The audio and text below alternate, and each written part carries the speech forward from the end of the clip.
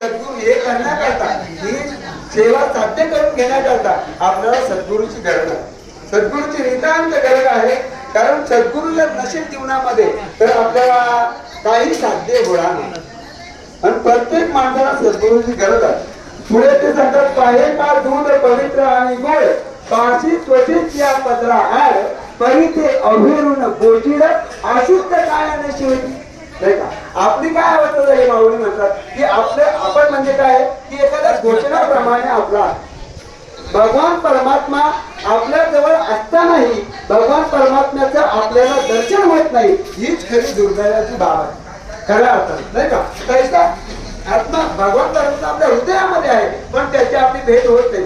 कारण का की आपल्याकडे अहंकार अज्ञान अशा प्रकारचे विकार असल्या कारणाने षड विकार असल्या कारणाने आपल्याला भगवंत आहे ही आपल्याला जाणीव होत नाही. कशाप्रमाणे तर जसं किडाचा डाग जोपर्यंत सोन्यावरती आहे तोपर्यंत नेमकं सोनं आहे का ते सोनं आतमध्ये असते पण आपल्याला दिसत नाही कारण त्याच्यावरती घाण बसलेली असते.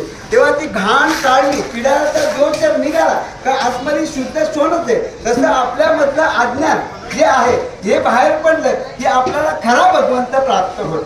म्हणून आपली अवस्था कशी झाली ते म्हणतात, पाहे पा दूध पवित्र आणि गोड, पाची त्वचेची या पदरा आड, परी ते अवघेरुनी गोचिड, अशुद्ध काय नाही शिविती. नाही का?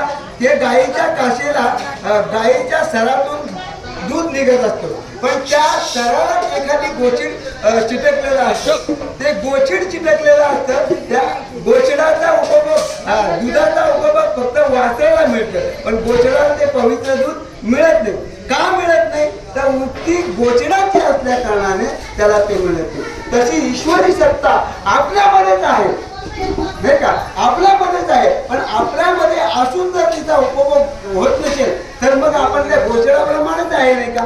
नाही का?